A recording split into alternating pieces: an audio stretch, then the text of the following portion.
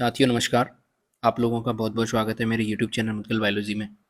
देखिए इस चैनल के ऊपर अपन बात करते हैं आरपीएससी सेकंड ग्रेड साइंस के बारे में और आज एक बहुत ही इंपॉर्टेंट टॉपिक मैं आपके लिए लेके आया हूँ इस वीडियो में, जिसमें हम डिस्कस करेंगे unit wise previous year question of biology. यानी कि अब तक जितने भी एग्ज़ाम हो चुके हैं, सेकंड ग्रेड की मैं बात करूँ आरपीएससी सेकंड ग्रेड 2011 से एग्ज़ाम होना शुरू हुआ था और अभी हम 2024 का जो लेटेस्ट एग्ज़ाम हुआ है, 2024 की ये भर्ती थी जिसका एग्ज़ाम 2025 में हुआ है जनरल एजुकेशन। इतने सालों के पेपर का मैंने यूनिट वाइज एनालिसिस किया है। इससे पहले भी मैंने एनालिसिस कर रखा है, जब 2022 में मेरा एग्जाम हुआ था वहाँ तक मैंने एनालिसिस कंप्लीट कर रखा था कि कौन से यूनिट से कितने क्वेश्चन बने हैं। कंप्लीट पेपरों का मैंने एनालिसिस किया और एनालिसिस करने के बाद मैंने ये जो वीडियो है, ये जो डेटा है आप सबके सामने मैं लेके आया हूँ। इसका फ़ायदा क्या है तो मैं आपको बता दूँ, इसका फ़ायदा ये होता है कि हमें ये पता चल जाता है कि कौन से यूनिट हमारे लिए इंपॉर्टेंट है और कौन सी यूनिट हमारे लिए लेस इंपॉर्टेंट है, ताकि हम अपने जो टाइम है उसको मैनेज कर पाएँ। जो लेस इंपॉर्टेंट यूनिट है उस पे हमारा ज़्यादा टाइम और एनर्जी वेस्ट ना हो और जो इंपॉर्टेंट यूनिट्स हैं यानी जहाँ से क्वेश्चन ज़्यादा मात्रा में पूछे जाते हैं और ज़्यादा क्वेश्चन पूछे जाते हैं, उन्हीं यूनिट्स पे हम ज़्यादा फोकस कर पाएँ, जिससे कि हमारे सही क्वेश्चन की जो संख्या है वो बढ़ जाए। ठीक है? और लास्ट में मैं आपको बताऊँगा कि कौन सी ऐसी 10 यूनिट हैं जो कि इंपॉर्टेंट हैं, जहाँ से सबसे ज़्यादा क्वेश्चन पूछे गए हैं। ठीक है? अगली मैं बात करूँ, इसकी जो पीडीएफ आपको टेलीग्राम चैनल पे मिल जाएगी, आप इसका प्रिंट आउट ले लें। ठीक है? और प्रिंट आउट लेने के बाद आप क्या कर सकते हैं, इसको अपने साथ रख लें और उसमें आप देखते हुए चलें कि कौन सी यूनिट से सबसे ज़्यादा क्वेश्चन बने थे। तो चलिए शुरू करते हैं। देखिए, ये मैंने एक एक्सेल शीट तैयार की है यानी पीडीएफ बनाई है। ये है आरपीएससी सेकंड ग्रेड एग्जाम 2026 के लिए बनाई है मैंने। ठीक है? और यहाँ तक मैं आपको बात करूँ तो 2011 में सबसे पहले जनरल एजुकेशन का पेपर हुआ था। ठीक है? यहाँ मैंने यूनिट के नाम लिखे हैं और ये किसके लिए है, बायोलॉजी के लिए है। आपको बता दूँ तो यहाँ पे यूनिट्स के नाम लिखे हुए हैं, मैंने कुछ यूनिट्स को मर्ज कर दिया है। बाकी जैसे यूनिट आपको पेपर के अंदर देखने के लिए मिलेंगी वही यूनिट मैंने यहाँ पे रखी है। फिर 2013 में जनरल एजुकेशन का पेपर हुआ था, फिर 2015 में एक स्पेशल एजुकेशन का पेपर हुआ था, फिर 2016 में वापस जनरल एजुकेशन का पेपर हुआ, 2018 में जनरल एजुकेशन का पेपर हुआ और 2018 में ही संस्कृत एजुकेशन का पेपर हुआ। फिर 2018 में टीएसपी वालों के लिए एक स्पेशल एजुकेशन का पेपर हुआ था। फिर 2022 में जनरल एजुकेशन का पेपर हुआ जिसमें मेरा सिलेक्शन हुआ था। फिर 2022 में दिसंबर के अंदर जो है आपका ये संस्कृत एजुकेशन का पेपर हुआ था और अभी 2024 में जनरल एजुकेशन का पेपर हुआ है। इसमें एक पेपर और था संस्कृत डिपार्टमेंट का जो अभी होके जो है उसको मैंने इंक्लूड नहीं किया है, पहले मैं आपको बता दूं। ठीक है? ये जो पेपर हैं अब तक हमारे जितने हो चुके हैं, इनके एनालिसिस से हमें ये पता चलता है कि कौन सी जो यूनिट्स हैं वो इंपॉर्टेंट हैं, जहाँ से सबसे ज़्यादा क्वेश्चन पूछे जाते हैं और कौन सी लेस इंपॉर्टेंट यूनिट है। तो एनालिसिस अपन करते हैं। सबसे पहली यूनिट हमारे सामने आती है सेल एंड मॉलिक्यूलर बायोलॉजी। इससे क्वेश्चन जो पूछे जाते हैं वो टोटल अब तक 40 क्वेश्चन पूछे गए हैं। ठीक है? सबसे ज़्यादा क्वेश्चन जो है वो 2011 में पूछे गए थे और उसके बाद आप इसका जो देखोगे तो सबसे ज़्यादा क्वेश्चन इसी से पूछे जा रहे हैं। लेटेस्ट जो क्वेश्चन पूछे गए हैं वो 4 क्वेश्चन पूछे गए हैं सेल बायोलॉजी और मॉलिक्यूलर बायोलॉजी को मिला के। ठीक है? इसके बाद जेनेटिक्स की बात करूँ तो दूसरी यूनिट है, उससे भी 4 क्वेश्चन पूछे गए हैं और टोटल 27 क्वेश्चन यहाँ से पूछे गए हैं। टेक्सोनॉमी को मैंने यहाँ पे क्या कर दिया, मर्ज कर दिया है। प्लांट और एनिमल दोनों को मर्ज कर दिया है मैंने। सबसे पहले 5 क्वेश्चन पूछे जाते थे, फिर यहाँ पे आप फ्रीक्वेंसी इसकी देखोगे तो अभी 3 क्वेश्चन चल रही है, यानी 2022 में जो थे वो 3 से 4 क्वेश्चन पूछे गए थे और अभी भी 3 क्वेश्चन पूछे गए हैं और टोटल मैं बात करूँ तो 34 क्वेश्चन अब तक इससे पूछे जा चुके हैं। इसके बाद अपन इकोलॉजी और एनवायरमेंटल बायोलॉजी की बात कर लेते हैं। ये बहुत बड़ी यूनिट है, यहाँ से भी कई ज़्यादा क्वेश्चन पूछे जाते हैं। इस बार यहाँ से 5 क्वेश्चन पूछे गए हैं। ठीक है? और पिछली बार जो है वो उसके 4 क्वेश्चन पूछे गए थे।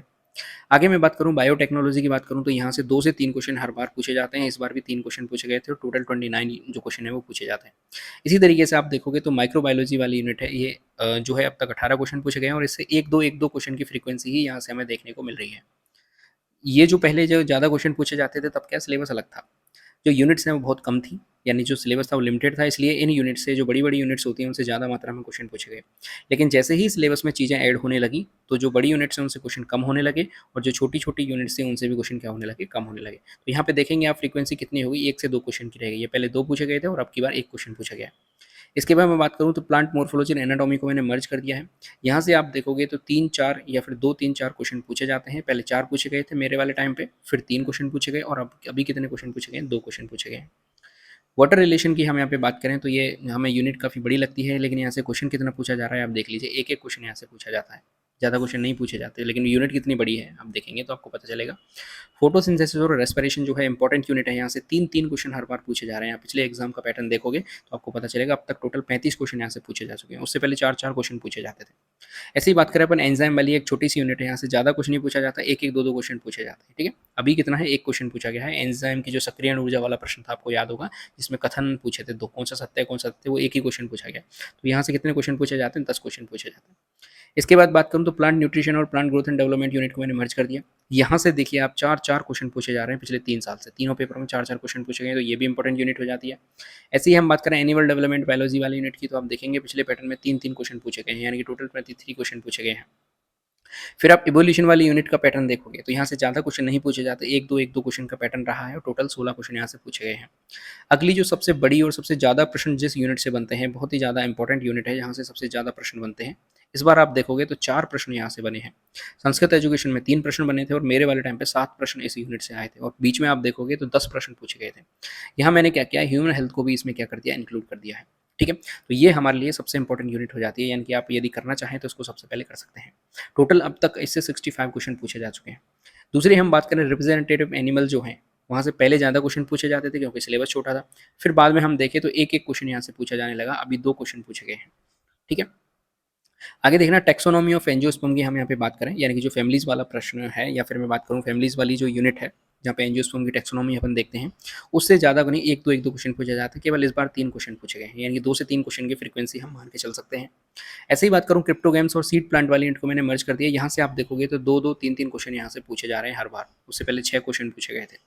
ठीक है, यानी कि ये भी इंपॉर्टेंट यूनिट हो जाती है क्योंकि इससे 33 क्वेश्चन पूछे गए हैं अब तक। ऐसे ही हम बात करें रिप्रोडक्शन एंड प्लांट्स की, मैं यहाँ पे बात कर लूँ तो 1-1, 2-2 क्वेश्चन की फ्रीक्वेंसी, यहाँ से भी ज़्यादा क्वेश्चन नहीं पूछे जाते, टोटल 16 क्वेश्चन पूछे जाते हैं।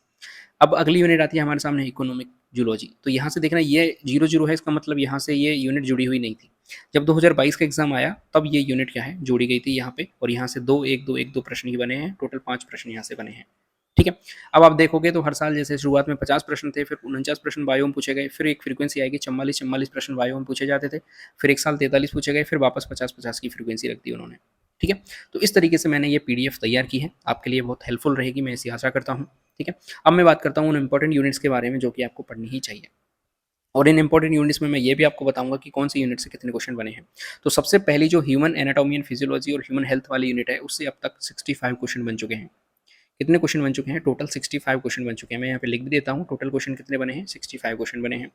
और 2024 वाली वैकेंसी का मैं यहाँ पे लिख देता हूँ, 2024 वाली जो लेटेस्ट वैकेंसी हुई है उसमें इसमें से 4 प्रश्न पूछे गए हैं। कितने क्वेश्चन पूछे गए हैं, 4 क्वेश्चन पूछे गए हैं। इसी तरीके से मैं बात करूँ, दूसरी अपनी इंपॉर्टेंट यूनिट आती है सेल बायोलॉजी और मॉलिक्यूलर बायोलॉजी, इससे अब तक 40 क्वेश्चन पूछे गए हैं। और यदि 2024 वाली वैकेंसी की मैं बात करूँ तो यहाँ से भी कितने क्वेश्चन पूछे गए हैं, 4 क्वेश्चन पूछे गए हैं। इसी तरीके से दूसरी इंपॉर्टेंट यूनिट आती है तीसरी, फोटोसिंथेसिस और रेस्पिरेशन, इससे अब तक 35 क्वेश्चंस पूछे गए हैं। और यदि मैं अभी की बात करूं, जो पिछला पेपर आपका गया है उससे इससे 3 क्वेश्चन पूछे गए हैं। ठीक है, ऐसे ही मैं बात करूं टैक्सोनॉमी वाली यूनिट की, जिसमें प्लांट और एनाटॉमी दोनों के जो पोर्शन है वो आ जाते हैं, यहाँ से 34 क्वेश्चन पूछे गए हैं, और पिछले एग्जाम में आपको टोटल 3 क्वेश्चन यहाँ से देखने को मिल जाएंगे, दोनों में, प्लांट और एनाटॉमी दोनों में मिला के। ऐसे में बात करूँ क्रिप्टो गेम्स या सीड प्लांट्स की बात कर लूँ यहाँ से, तो यहाँ से आपको 33 क्वेश्चन देखने के लिए मिले थे अब तक टोटल, तो इंपॉर्टेंट यूनिट हो जाती है अपने आप में। और यदि मैं बात करूँ कि पिछले क्वेश्चन में, पिछले पेपर में कितने क्वेश्चन देखने को मिले, तो हमें 3 क्वेश्चन यहाँ से देखने को मिले। अगली और इंपॉर्टेंट यूनिट आती है हमारे सामने बायोटेक्नोलॉजी। तो बायोटेक्नोलॉजी की यदि मैं बात करूँ तो बायोटेक्नोलॉजी से अब तक 29 क्वेश्चन पूछे जा चुके हैं, और अभी जो पिछला एग्जाम हुआ है 2024 वाला, यदि मैं उसमें बात करूँ तो उसमें जो क्वेश्चन है वो 3 क्वेश्चन यहाँ से पूछे गए हैं अब तक।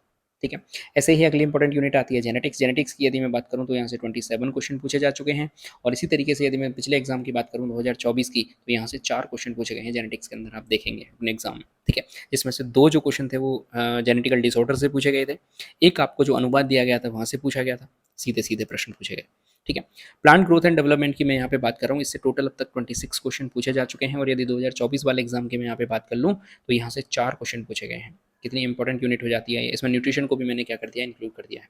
ठीक है, यदि मैं अगली इंपॉर्टेंट यूनिट की बात कर रहा हूँ, इकोलॉजी एंड एनवायरमेंटल बायोलॉजी, जो कि बहुत बड़ी यूनिट है, यदि मैं बात करूँ इससे अब तक 25 क्वेश्चन पूछे जा चुके हैं, और ये इस पेपर में बहुत ज़्यादा इंपॉर्टेंट हो गई थी क्योंकि यहाँ से 5 क्वेश्चन आपको देखने के लिए मिले थे।